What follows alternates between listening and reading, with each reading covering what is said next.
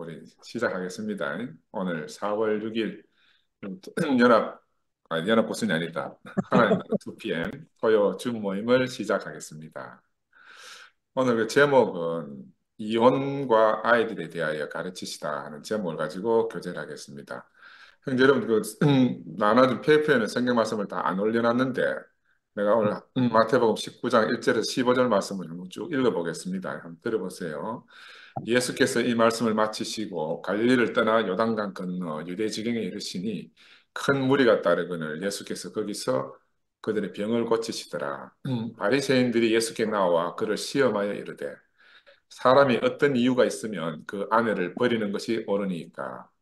예수께서 대답하여 이르시되 사람을 지으시니가 본래 그들을 남자와 여자로 지으시고 말씀하시기를 그러므로 사람이 그 부모를 떠나서 아내에게 합하여 그 둘이 한 몸이 될지니라 하신 것을 읽지 못하였느냐. 그런즉 이제 둘이 아니요 한 몸이니 그러므로 하나님이 짝지어 주신 것을 사람이 나누지 못할지니라 하시니 여짜오되 그러면 어찌하여 모세는 이혼 증서를 주어서 버리라 명하였나이까.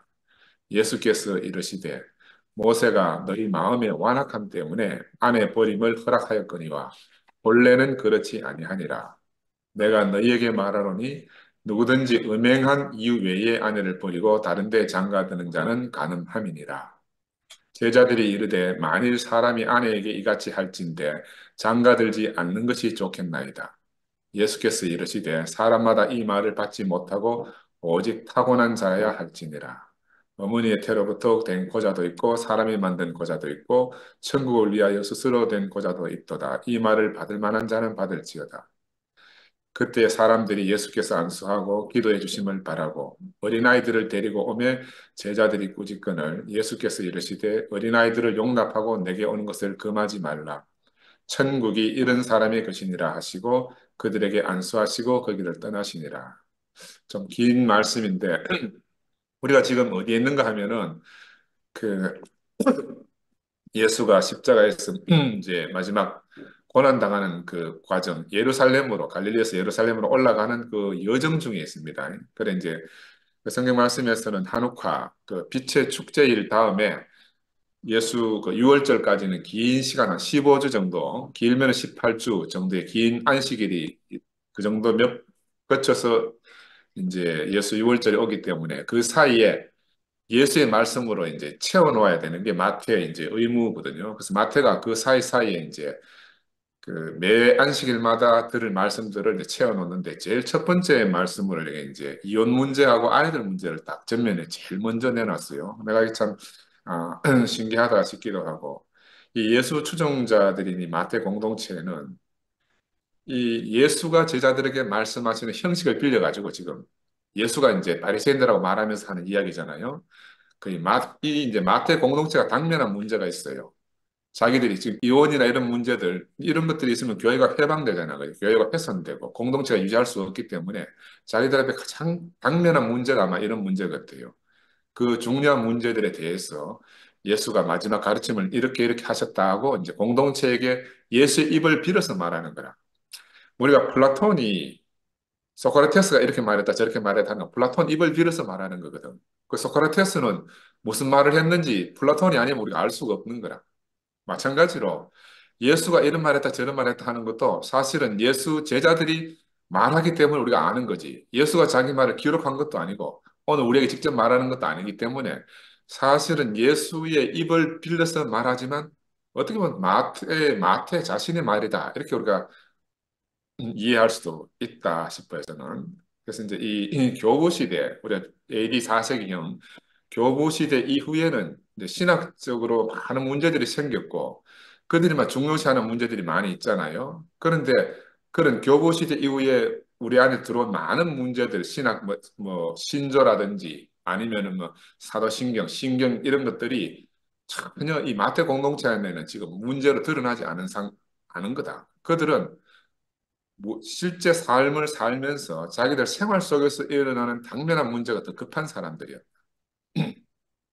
그래서 사실 어떤 마음이 가면, 야, 우리는 그러면 예수의 추종자들로서, 우리가 그리스도인으로서 앞으로 어떻게 행동해야 되냐.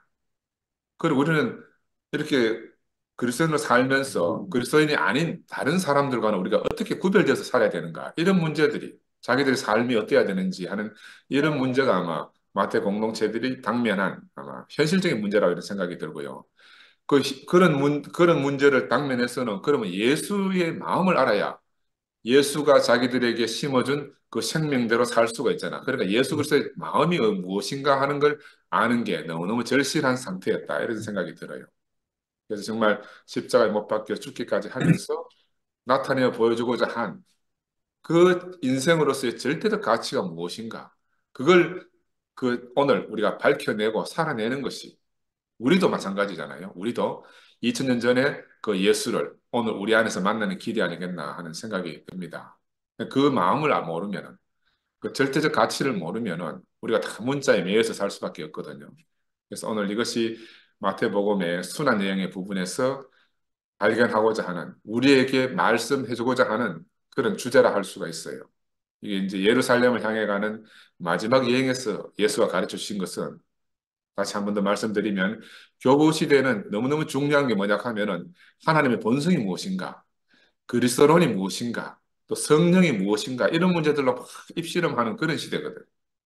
또 예배를 드리는데 어떻게 드리는가, 예배의 형식이 뭔가, 뭐 성례전을 어떻게 지내야 되는지, 세례의 의미가 뭔지, 성만찬은 무엇을 의미하는 건지 이런 것들이 화두가 돼서 관심을 가졌다고 하면 마태 공동체는 그런 게 전혀 문제가 안 되는 사람들이라. 왜? 그거는 이미 마태 공동체 이후에 한참 시간이 지나서 나타난 문제들이기 때문에 그들은 여전히 유대 해당에 유대교인들과 일반 그 유대교인들로 살고 있는 거예요.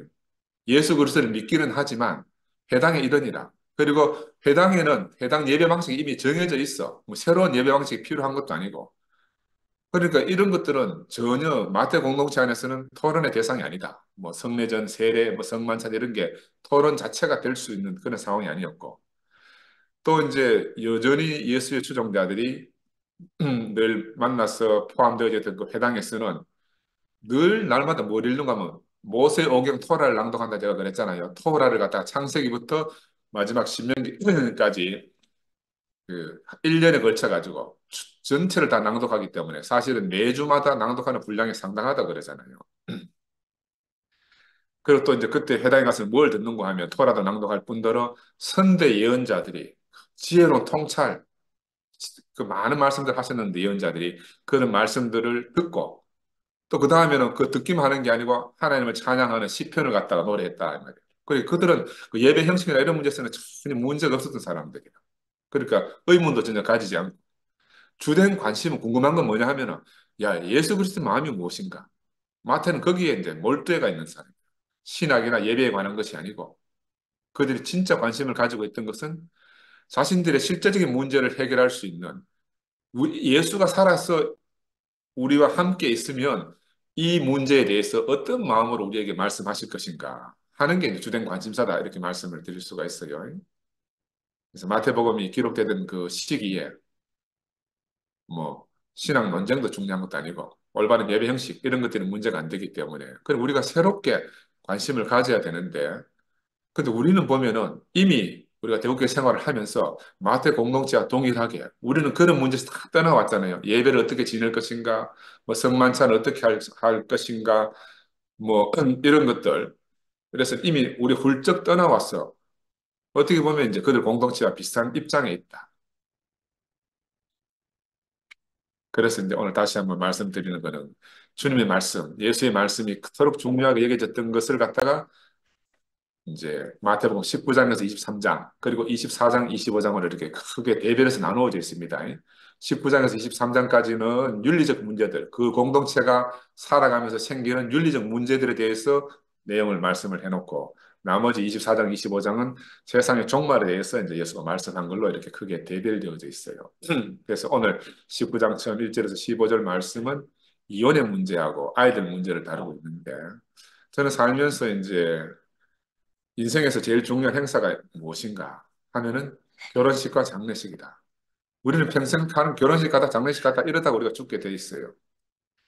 다른 건 없어. 늘 결혼식 갔다가 장례식 갔다가 결혼식 갔다가 장례식 갔다 그럽니다. 그래서 결혼을 통해서는 둘이 연합해서 하나 되는 비밀을 우리가 경험하게 되고 또 그 결혼을 통해서 새 생명이 탄생하는 우리가 경이로운 일들을 체험하게 되잖아요. 또 한편 장례식을 통해서는 한 사람의 죽음을 통해서 그 인생의 긴 여정을 통해서 하나님이 인생에 베푸신 그 놀라운 은혜를 우리가 체험하지 않습니까? 그죠? 영원히 살 것 같은 우리 인생이 밤하늘의 경점 같은 것을 장례식 가서 우리가 깨닫게 되고 인생이 왜 왔다 가는지 인생이 무엇인지를 늘 목도하고 이렇게 살고 있습니다. 그리고 또 그 죽음을 통해서 잃어버렸던 하나님의 자녀들이 또 새로운 생명들이 그 죽음 안에서 추수되어지는 것을 우리가 늘 교회 안에서 보고 경험하고 하나님 하신 일의 놀라움을 우리가 탐복하게 되지 않습니까? 그래서 어떻게 보면 인생에서는 결혼과 죽음은 동전의 양면 같다. 그죠? 우리가 볼 때는 결혼은 너무너무 축복되고 장래는 너무너무 슬프다 이렇게 생각하지만 하나님 생명 안에서 하나님 부르신 이 부르심 안에서 보면 결혼과 이 죽음은 동전의 양면이다. 보이는 것은 결혼이고 보이지 않게 되는 죽음인데 보이는 것과 보이지 않는 것. 이 두 가지를 동시에 우리가 늘 보고 사는 거라 분명히 보고 사는 그런 교회 생활이다 말씀드릴 수가 있어요. 그래서 결혼 생활은 하나님이 주신 두 생명이 연합하는 그런 생활이다 할 수가 있고 이 결혼이 깨어진다 하는 것은 바로 연합된 생명이 죽임당하는 거다. 죽임당하는 것과 비교할 수가 있거든요. 그래서 우리가 결혼의 신성함이라는 것은 두말할 필요가 없지만 이 참 결혼의 의미는 뭔가? 하나님과 사람의 연합이다. 우리가 이미 익히 알듯이 다른 말로 말하면 사람과 하나님의 연합이 결혼의 비밀이다 이렇게 말씀드릴 수가 있어요. 그래서 또 다르게 말하면 결혼한 배우자는 보이는 하나님이다. 그죠? 우리가 보이지 않는 하나님과 연합하는 것이 결혼의 비밀인데 보이는 배우자는 누구냐? 바로 보이는 하나님이다. 그러니까 우리를 신랑과 신부로 남편과 아내로 만나게 하신 것은요. 보이지 않는 하나님이 보이는 하나님으로 우리와 함께 사는 거라. 이게 진짜 결혼의 비밀입니다. 그런데 우리는 보이는 하나님에 대해서 끊임없이 요구하잖아요. 이것도 저것도. 또 끊임없이 불평하잖아요. 이것도 저것도 계속 불평하고 삽니다. 그런데 우리는 그러면서도 눈에 보이지 않는 하나님을 사랑한다. 이렇게 말하는 거라. 그 이혼이라는 게 뭐냐 하면 결국 이 하나님이 구속에서 벗어나고 싶은 마음이잖아요. 상대방한테서 벗어나고 싶은 게 이혼이니까 하나님의 구속에서 벗어나고 싶다 하는 말과 동일한 거라. 하나님도 마음에 안 들면 항상 바꿀 수 있는 게 인간이다. 하나님도 마음에 안 들면 바꿀 수 있다. 왜? 아내를 바꾸고 남편을 바꾼다는 말은 하나님도 바꿀 수 있다 이 말이에요. 다른 말로 말하면. 근데 우리는 하나님은 저 멀리 계시고 눈에 보이는 사람은 가까이 있으니까 이거는 하나님 아니야라고 생각하지. 여기에 우리가 깊은 속임이 있다. 왜냐 오늘 본문에도 말씀하잖아요. 제자들이 예수의 말을 듣더니만 아니 그러면 누가 장가 갈 수 있겠노? 이게 무슨 말인가 하면 내 마음대로 하고 싶다 이 말이라. 내가 이혼하고 싶을 때는 마음대로 이혼하고 또 새로 아내를 얻고 싶으면 아내를 얻어야 되는데 예수 말대로 말하면은 누가 장가 갈 수 있겠노 이 말이라. 그게 뭐 제자들 말뿐이겠습니까? 우리도 다 그런 사람들 아니었어요. 그래서 이제 보이는 결혼은 또 우리 살다 보면 어쩔 수 없이 이제 헤어질 수도 있잖아요. 그렇게 헤어지더라도 마지막 남아있는 길이 있단 말입니다. 이건 하나님과 연합이고 그리스도의 연합이다. 이거는 절대로 우리가 버리면 안 되잖아요. 포기하면 되지 않잖아요. 그래서 우리가 이혼하지 않고 생명의 연합의 비밀을 발견하면 얼마나 감사하겠습니까? 근데 살다 보면 우리는 그러지 못하고 어쩔 수 없는 경우가 또 생기잖아. 그죠? 그래서 그 생명의 법 안에서 살 수 없는 우리들을 위해서 나는 율법이 주어졌다고 생각을 해요. 내가 교회 안에 살면서 오랜 세월 살면서 야, 저 사람이 율법이 있었으면은 저런 일을 안 벌였을 건데 하는 경우를 내가 가끔씩 보거든요. 그 율법 자체도 우리가 자세히 보면은요, 하나님의 깊은 사람 사랑이에요. 그 하나님의 사람을 사랑하시는 그 모습이 다르게 나타나는 게 율법인데, 우리는 단순히 율법 우리를 구속한다고만 알고 있거든요. 그래서 예수는 내가 율법을 완성하려 하였다. 이런 말씀 하시는데 나는 그 말이 정말 아멘이 돼요. 율법이라도 없으면요, 사람은 다른 골목에 내몰리면은 스스로 목숨을 버리기도 하거든요. 근데 우리가 종교 안에 있으면은 이 율법 때문에라도 목숨을 버리지 않는 거라. 이방인과 종교인의 차이점이라고 그러면은 이방인은 자기 목숨을 함부로 대하는데 우리가 참 하나님을 다 알지 못하고 종교 생활을 하더라도 그 종교 안에서 율법을 받으면 그 율법 때문이라도 우리는 자기 목숨을 함부로 하지 않는단 말입니다. 그래서 그 율법 때문에 죽지 못하고 근근히 죽지 못해 살다가 우여곡절 끝에 전적으로 하나님의 은혜로 이렇게 생명의 세계 안으로 옮겨지는 사람들이 우리 형제들 안에 정말 많지 않습니까?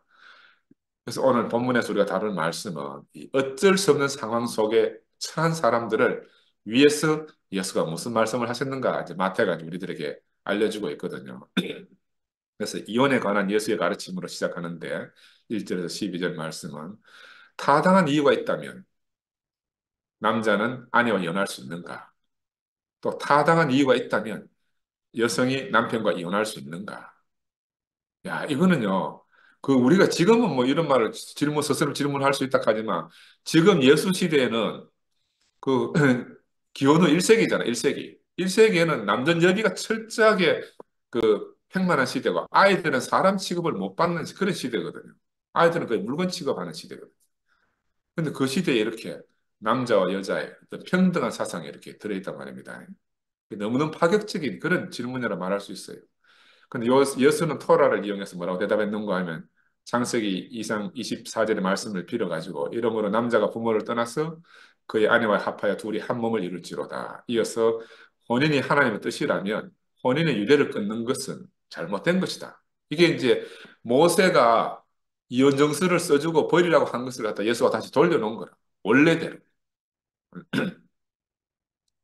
그래서 마태복음에 그런 적 이제 둘이 아니요 한 몸이니 그러므로 하나님이 짝지어 주신 것을 사람이 나누지 못할지니라 하시니라. 이건 예수를 메시아로 구주로 아직 영접하지 못하는 사람이라 할지라도 랍비로서 너무너무 훌륭한 대답을 예수가 했다 이렇게 말씀드릴 수가 있고요. 이건 이상적인 대답이지 않습니까? 이상적인 대답. 그래서 하나님이 짝지어 준 것을 사람이 나누지 못한다. 이게 토라에 이미 서술되어져 있고 근데 우리 현실은 이상하고 다르잖아요. 이상 세계에 살고 있지 않고 우리는 한편으로는 육신을 가지고 현실 세계 속에 살고 있으니까 항상 이상과 꿈이 맞지 않아 가지고 우리가 이제 힘들어하고 항상 이 삶의 현실에 부닥쳐 가지고 충돌이 생기기도 하고 그러면서 우리 인생이 망가지지 않습니까? 그래서 참 이게 아이러니 같아요. 인생이 그렇게 단순하지만 않기 때문에 예수의 비판자들이 곧바로 토라를 인용해서 예수를 곤혹스럽게 질문하지 않습니까?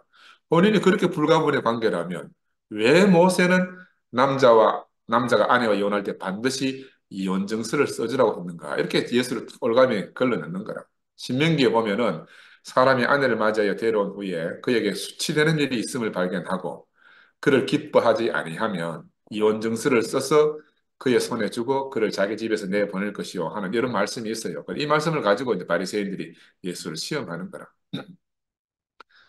예수는 이혼한 남자가 더 이상 배우자인 아내의 선택을 통제하지 못하도록 여성을 보호하기 위해서 이혼 정서가 필요하다. 왜냐하면 이 사람 이혼한 사람이다. 새 출발할 수 있도록 이렇게 이제 이혼 정서를 써준다 이 말이에요. 그러나 근본적으로는 그 혼인을 갖다가 하나님이 맺은 것을 사람이 이렇게 나누지 못한다 하는 말로 예수는 본 마음을 이야기하고 계시거든요.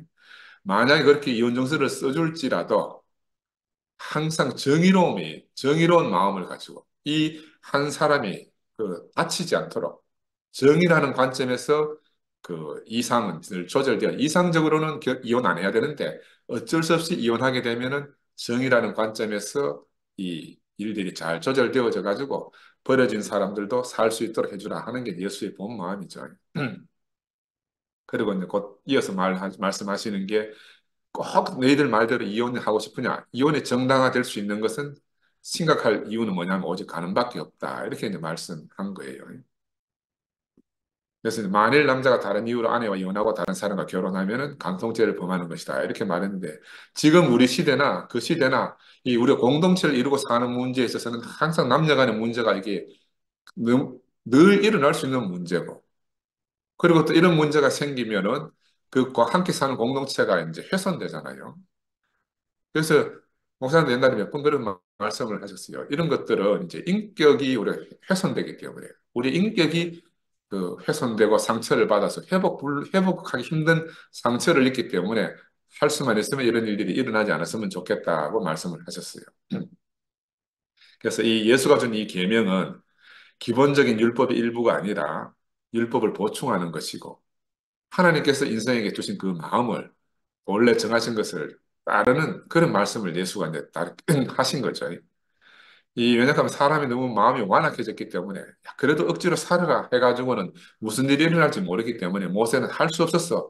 그 모세 당시에 공동체를 끌고 정상적으로 끌고 가려고 하니까는 일시적으로 이언정서라도 써가지고 이 좀 잠잠히 잠재우자 하는 그런 말씀을 하신 것이고 예수는 원래 자리로 돌이켜서 절대로 이혼하면 안 된다. 여자가 가늠하거나 이런 일이 없으면은 그래서 이제 본래 인생의 자리를 회복시켜 주는 말씀인데 왜 이 말씀을 이제 마태가 처음 이 예수의 순환 여행의 첫 번째 문제로 이렇게 삼았는가 하면은 예수의 삶이 끝난 직후 그 4, 50년 지나오면서 예수를 믿는 그리스도인들 안에서 일어나는 양심의 문제도 있을 것이고 또 자기들 행위의 문제도 있을 것인데 이런 문제들을 예수님은 어떻게 해결하시겠나 하는 게 그 당대 사람들에게 정말 큰 관심거리였잖아요. 우리도 살면서 늘 문제 있으면 목사님 쫓아가서 목사님 어떻게 할까요? 어떻게 할까요? 늘 이렇게 물어본 거라.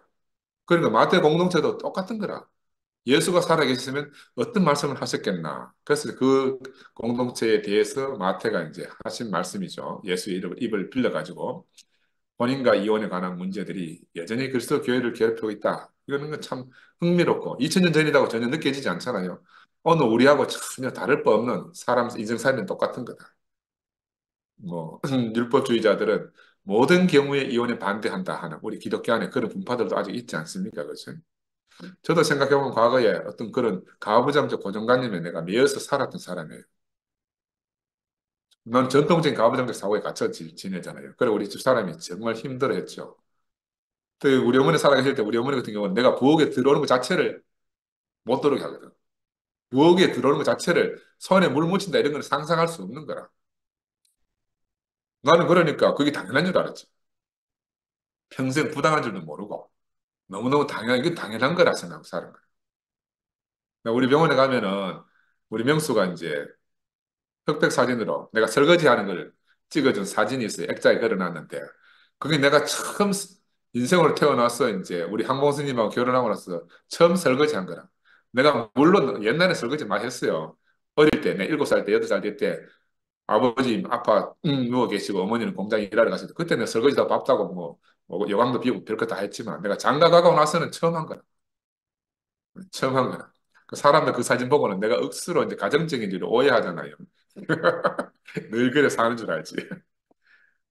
근데 그게 언제 그 찍었는가 하면 가창 와가지고 이제 이 새로 싱크대 새로 만들어서 여기서 처음 설거지 하기 약속했지. 이제 가창호가 우리 아내를 힘들게 하지 않기 위해서 최소한 저녁에 설거지라도 해주기로 약속하고 그래서 하는 거지. 야, 그래 옛날 지금 내가 참 옛날 생각해보면 옛날에 우리 사람이 주어진 환경이 너무 힘들어가지고 뭐 죽겠다고 막 소리소리 질러도 나는 그 왜 죽겠다 하는지 그 마음을 헤아리기는커녕 와 우리 마누라 목소리 너무 크다. 야 이거 담벼락 넘어서 동네 사람들 들으면 내가 너무너무 부끄럽겠다. 뭐 이런 거에만 관심이 있는 거라. 저 사람이 지금 죽어간다 해도 뭐 때문에 죽어간다 이게 관심이 없어. 내가 지금 부끄럽다 이것만 관심이 있는 거야. 사람은 뭐 자기 마음 모르니까 막 우리 황 목사님은 더 큰 소리를 막 난리치고 나는 더 당황해가지고 막 나도 더 큰 소리를 막 지르고 막. 야 지금 생각하면 야 어떻게 그런 시간이 있었던 거 싶어요. 지금 생각하면 너무 반성이 많이 되고 아직도 뭐 반성할 게 많이 남았지만 무시하잖아요. 이 가부장적 사고라 하는 거. 이게 전통, 이 우리 조선시대 전통 안에서 그러니까 유대인들도 유대 전통 안에서 그 전통 안에서 지켜야 할 것들이 너무너무 많이 있잖아요. 그죠? 그러니까 그런 것들이 실생활 안에서 많은 부딪힘이 생기지 않겠나요?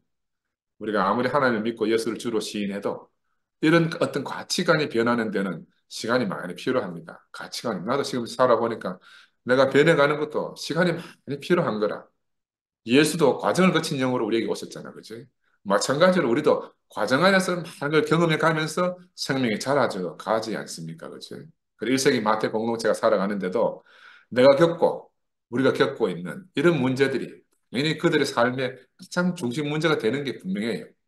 그 당시 마태 공동체의 교회는 여전히 이상과 현실, 이상은 이래야 되지만 현실은 이러다 하는 그 최전선에서 막 고군분투하고 있는 그런 모습이 이제 마태복음을 보면 이제 우리 눈에 밝히 보이잖아요. 왜?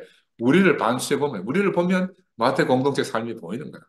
지금이야 성평등 의식이 높아짐에 따라서 뭐 교연과 뭐 이런 걸 인정하든지 안 하든지 간에 사회 자체가 이 가부장적 규칙들의 횡포를 더 이상 용납하지 않는 그런 시대가 됐잖아요. 사회는 이미 그렇게 갔어. 그런데도 우리가 하나님을 믿는다 하면서도 이 가부장적 어떤 전통을 갖다가 버리지 못하는 사람들이 아직도 많이 있는 거야. 아직도 많이 있어요. 본인은 지금도 여전히 죽음이 우리를 갈라놓을 때까지 하면서 서약을 하지만 하나 이상을 할 수 있잖아요.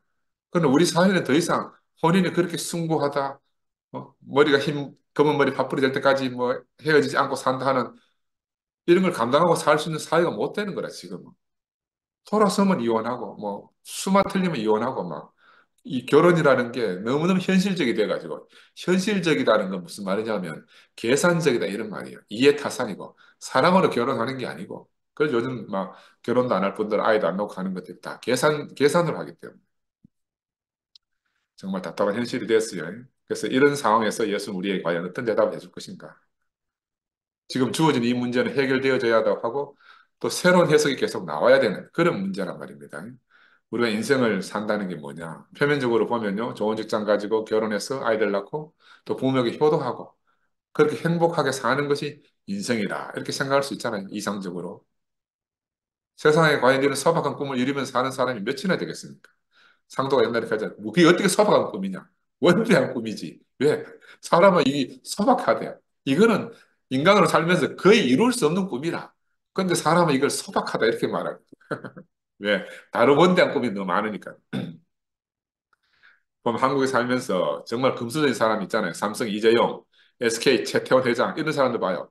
이런 사람들도 이혼해가지고 온 천하가 알고 그렇게 살잖아요. 그러니까 사업은 성공해도 인생이 반드시 성공했다 이렇게 말할 수 없는 거라. 인생은 성공했다. 응? 결혼 생활 이면에는 사람들이 함께 살면서 부모 자식 간에 또 형제 간에 또 친인척 간에 이웃들을 통해서 우리가 정말 많은 문제들이 발생하고 있습니다. 이게 현실이다. 야, 근데 이런 현실적인 삶 안에서 하나님 우리를 예수를 통해서 불러내신 거라.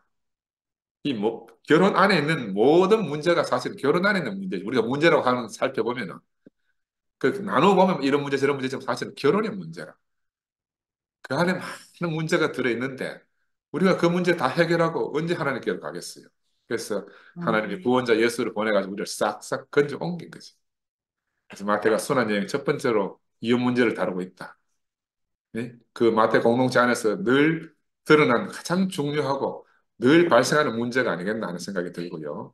그래서 여기에 이제 본이 있는 예수님 말씀을 들어서 이제 그 마태가 표현하고 있다. 이렇게 보입니다. 우리도 교회 안에 살다 보면 이 문제를 어떻게 다루는가가 아주 중요할 때가 있어요. 어느 누구도 더 이상 상처받지 않아야 되고, 그들이 처한 상황 속에서 하나님과의 관계가 회복되어져야 되잖아요. 그렇죠? 그래서 하나님의 영광을 드러내는데 전혀 제한받지 않아야 되기 때문에 우리가 이 문제를 우리가 어떤 마음으로 받아들이는가 하는 게 참 중요하다고 생각이 들어요. 그래서 우리 그리스도 교회가 언제나 지켜야 하는 중요한 원칙이 있는데 어떤 갈등으로 인해서 관계의 단절이 불가피한 상황이 올 수가 있어요. 그럴지라도 우리가 현재 처하고 있는 것처럼 남편과 아내 모두의 삶과 그들의 인간성이 훼손되지 않도록 항상 그들의 인간성이 향상되어질 수 있는 방향으로 모든 일이 진행되어져야 된다. 그런 거 보면 우리가 참 대구교회 안으로 우리가 부르심을 입고 왔다 하는 것은 정말 기적 중의 기적입니다. 우리가 교회 안에 살면서 우리가 이렇게 살잖아요. 근데 옛날 종교 생활 할 때는 전혀 불가능한 거라. 전혀 불가능해요.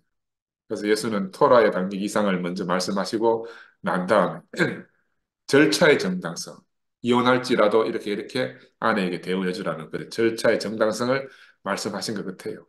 그래서 결혼 생활에 생기는 문제는 인생 살면서 정말 중요한 문제로 보이고요. 창세기에 처음 그렇게 나오잖아요. 아담과 하와의 고백이 뭡니까? 이는 내 뼈 중에 뼈, 내 살 중에 살이다. 예수가 공생에 처음 시작할 때도 가나의 혼인잔치로 시작하잖아요. 그러니까 사실은 성경 전체를 보면 결혼이라 결혼. 결혼의 비밀에 대해서 성경에 쓰여져 있는 것 같아요. 예수 당시의 시대적 배경에서 남녀가 평등하다 하는 생각을 낼 수 있는 그런 사회적 분위기가 아니잖아요. 그런데 우리가 역사를 통해서 이미 그걸 알고 있지만, 야, 그런 시대에 예수는 남녀에 대해서 전혀 편가름이 없고, 있던 차별이 없는 거라. 너무너무 놀라운 마음인데, 왜 어떻게 그런가? 예수의 마음 안에. 오직 살리고자 하는 아버지 마음이 있어서 그렇지 않겠나. 그지? 아버지 마음에는 평등, 뭐, 불평등 이런 게 없거든. 아버지 마음은 이 사람도 살려야 돼, 저 사람도 살려야 되니까. 겉으로 볼 땐 그걸 평등이다, 이렇게 보이지만, 살리고자 하는 마음밖에 없지 않았겠나.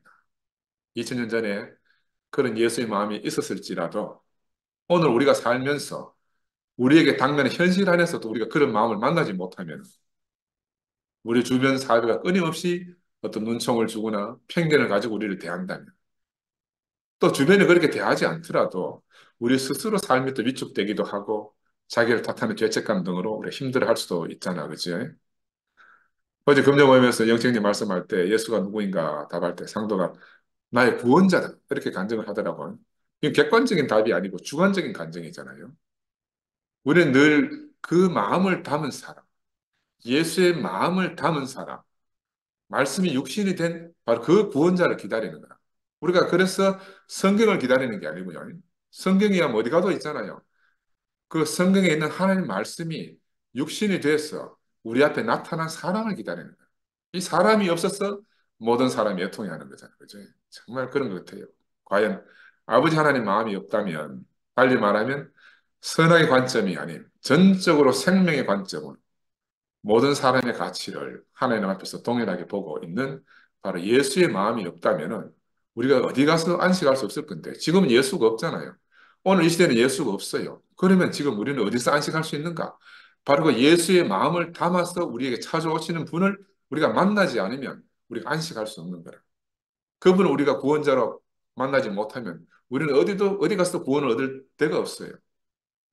이게 정말 우리 하나님 나라 이 우리의 공동체가 절대적으로 필요한 것. 우리가 그 그리스도의 몸으로 사는 이 공동체 안에서 우리가 그리스도의 마음을 만나고 하나님의 마음을 만나고 예수의 마음을 만나는 거지 않겠습니까? 사람은 살면서 각자가 다 자신으로는 어쩔 수 없는 환경을 만나요. 그죠? 다윗의 고백으로 말하면은 부모가 나를 버려도 여호와 하나님은 날 버리지 않는다는 이런 믿음이 있잖아요. 만약 이런 믿음이 없고 이런 마음을 가진 분을 우리가 못 만나면 우리는 정말 세상에서 유리 방황하는 자가 돼가지고 떠돌아다닐 수밖에 없습니다. 그래서 오늘 예수를 통해서 선포된 이 말씀의 진정한 의미는 뭐냐 하면은 본인에 대한 참 마음은 하나님과 사람의 연합이다. 그리스도와 교회의 연합이다. 이 안에 참 결혼의 비밀이 있다. 이것은 객관적인 말이 아니고 주관적인 우리의 고백입니다. 그렇죠? 그 말씀을 듣는데 어떤 사람이 객관적으로 듣거든요. 근데 우리가 하는 말씀, 교제는요, 우리의 주관적인 감정이라. 그지? 우리 자신의 말이잖아. 그죠? 근데 제자들은 그런 결혼의 구석이 싫어가지고 차라리 혼자 사는 게 낫겠다. 그 요즘 아이들 보면 그 말을, 요즘 아이들은 차라리 혼자 사는 게 낫겠다. 이 말이다. 현실적이니까. 너무너무 지극히 현실적이니까. 야, 내가 결혼해봐야 뭐, 나오는 게 뭐가 있겠노? 맨날 열심히 벌어가지고 돈 갖다 주면 뭐, 맨날 설거지나 하고. 남자아이들 그걸 생각할 수 있잖아요. 응? 돈도 벌어줘야 되고, 설거지도 해야 되고 하면 내가 그날을 결혼하고 혼자 사는 게 낫다. 야, 그래 하나님이 정말 우리를 보고 한탄하실 것 같아요. 그래서 아무나 혼자 살 수 있는 것이 아니고 하나님이 주신 은사가 아니면 혼자 살 수 있는 사람이 없다. 하나님은 원래 사람은 남자와 여자가 만나서 한 몸을 이루고 사는 그 비밀 안에 하나님의 모든 비밀을 넣어두신 거다. 우리가 찌지고 뻗고 싸우더라도 아, 내가 하나님과 씨름하고 있구나 이렇게 깨달으면 야, 이 안에 하나님이 우리 인생에 두신 그 모든 비밀이 다 들어있구나만 깨달으면 그때부터 바로 뭐 예수 우리 영서 말로 이해하면 뭐 병아리가 삐약하고 이제 껍질 깨고 나오는 거지. 그래서 우리는 어쩌면 이런 문제들에 대해서 참 멀리 떠나온 것 같아요. 동이 서에서 먼 것처럼 그래 옮겨졌지 않습니까? 마태 공동체처럼 우리도 함께 죽고 함께 사는 이 그리스도 예수 안에서 우리를 함께 하지 못하게 하는 가장 큰 걸림돌이라 할 수 있는 이 결혼과 이혼 문제조차도 생명의 세계 안에서 우리가 전혀 새롭게 바라보는 그런 사람들이 됐습니다. 하나님 나라는 시집가고 장가가는 곳이 아니다. 성경에 나와 있는데 우리가 이런 교회를 못 만났으면요. 아, 하나님 나라가 시집가고 장가가는 것이 아니구나. 성경 안에는 있어도 실제 안에 없으면 우리가 알 수가 없는 거라. 근데 우리가 교회 안에 살면은요. 정말 하나님 나라는 시집가고 장가가는 곳이 아니네. 우리가 다 눈을 보고 경험하고 살지 않습니까? 그지? 그래서 우리 모두는 영원히 그리스도의 신부로 살기 위해서 부름받았다. 깊이 깨닫는다면 우리가 이런 문제들이 더 이상 우리를 괴롭히지 못한다. 그지? 사람들은 늘 내가 겪고 있는 문제가 내 혼자만의 문제가 아니다. 우리가 살고 있는 공동체 안에서 우리가 늘 일어나는 문제를 우리가 알아야 됩니다. 또 그 생명의 위를 우리가 받게 되면 이 전적으로 이게 누구의 잘못 때문만이 아닌 걸 우리가 또 알게 돼요. 그전에는 우리가 생명의 세계를 옮겨지기 전에는 야, 이건 누구 잘못이지? 누구 잘못이지? 항상 범인 색출하는 작업에 우리가 몰두했잖아요. 근데 이거 누구의 잘못도 아닌 거라. 네? 하나님을 떠난 인생의 문제. 그리고 하나님과 연합하지 못한 인생은 어차피 맞이할 수밖에 없는 문제들이라. 표면적으로 드러난 것이죠. 그래서 우리는 다 원래의 자리로, 근원의 자리로 회복되고 제자리로 돌아설 수 있는 게 바로 하나님 우리를 부르신 그 예수 십자가의 자리다 이렇게 말씀드릴 수가 있습니다. 그 하나님 창조의 목적은 하나님과 사람의 연합이다. 그리스도의 교회의 연합이다. 아, 우리가 창조되어졌구나 하는 것을 발견하는 것이 그 우리가 하나님 말씀으로 창조되어졌구나. 연합을 위해서 창조되어졌구나 하는 걸 발견하는 게 바로 축복이라.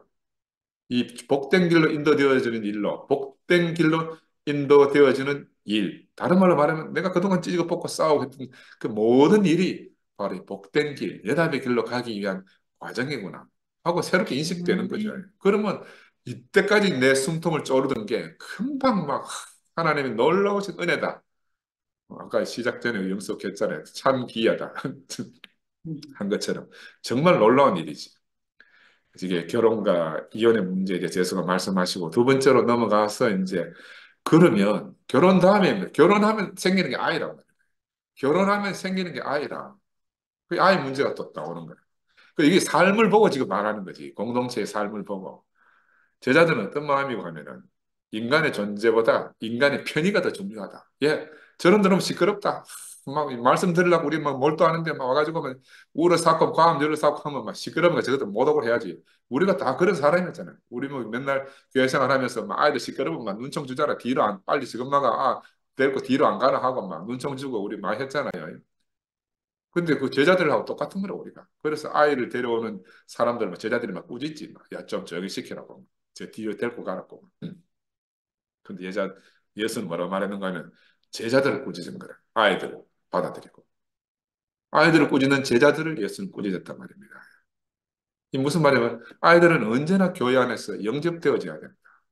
야, 아이들의 나라다. 하나님 나라가. 아이들의 나라. 요즘 한국 사회를 보면요. 결혼할 의사도 없고 아이를 낳을 의사도 전혀 없는 젊은이들이 너무 많잖아요. 그래서 어떤 면에서는 또 부모에 의해 가지고 유아 사례 같은 게 너무너무 또 매스컴이 많이 들려오니까 끔찍한 사회에서 우리가 살고 있는 것 같아요. 왜 이런 일이 생기나? 이 모든 것이 인생의 목적이 무엇인지도 모르고 인도자도 없고 나침반도 없이 길을 떠나는 나그네 같다. 야, 그러니까 이런 사람들을 위해서 우리가 정말 막중한 사명을 부여받은 것 같아요. 그죠? 그래서 세상에서는 한편에서 하나둘만 나왔어. 내 자식만 최고라고 그렇게 키워가지고 전혀 사회성 없는 아이들을 양산해 놓으니까. 아, 요즘 아이들은요, 사회성이 없어. 지금 사회에서 일어나는 많은 문제들이 바로 그런 문제라. 사회가 용납하기 힘든 아이들이 점점 많아지잖아요. 사회가 용납이 안 되는 사람들. 또, 막 그런 농담도 있잖아요. 손자가 올 때는 반갑고 떠나면 더 반갑다. 하는 우스갯소리. 그 이 사람들이 지금 하여튼 막 너무너무 편리만 중요하게 생각해요. 편리만. 생명의 귀함은 전혀 생각할 수 없는 시대에 우리가 살고 있어요.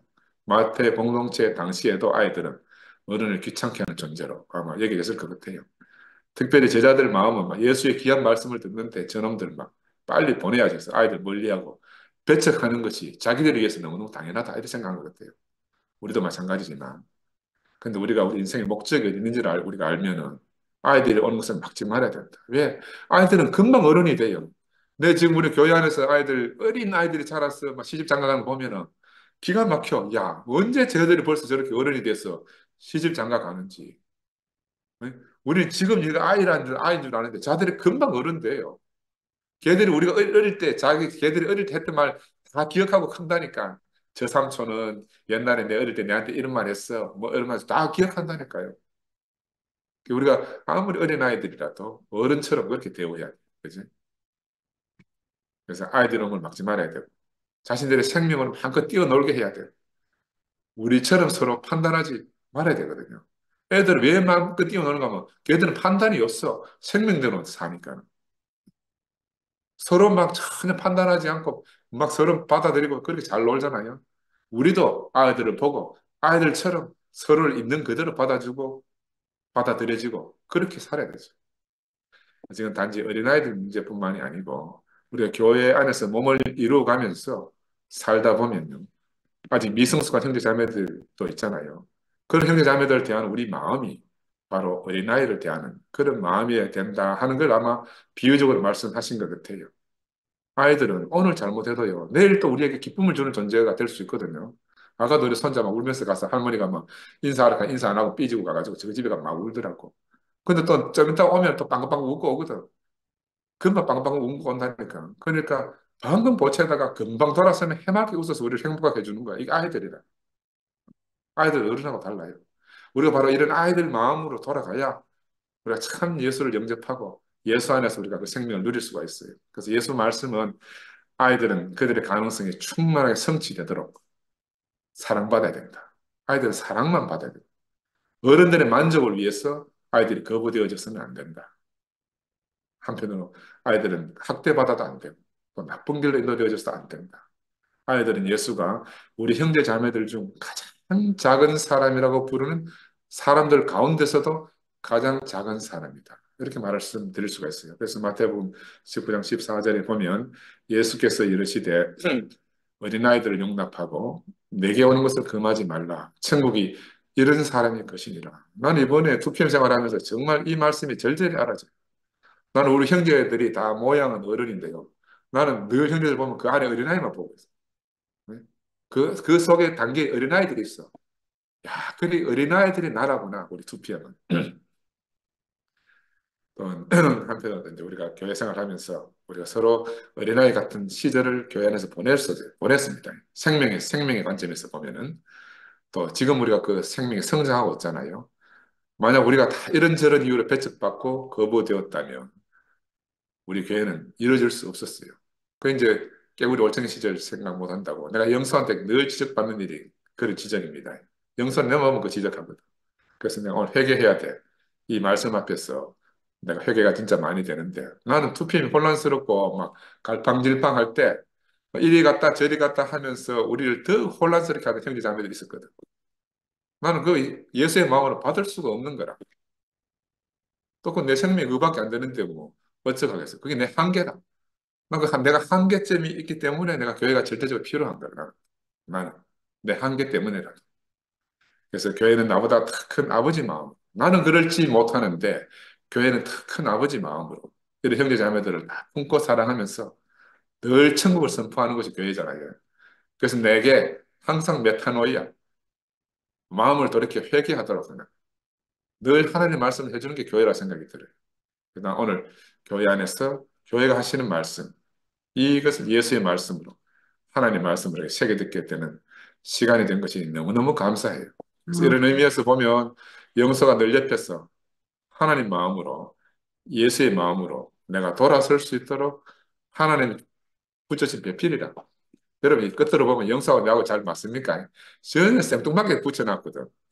내가 근데 어떻게 보면 기가 막혀. 응? 야, 그래서 마태가 순환 여행 중에 인생의 가장 중요한 문제인 이 결혼과 아이들을 통해서 우리에게 일어날 수 있는 많은 문제들을 함축적으로 표현하고 있다는 생각이 들고요.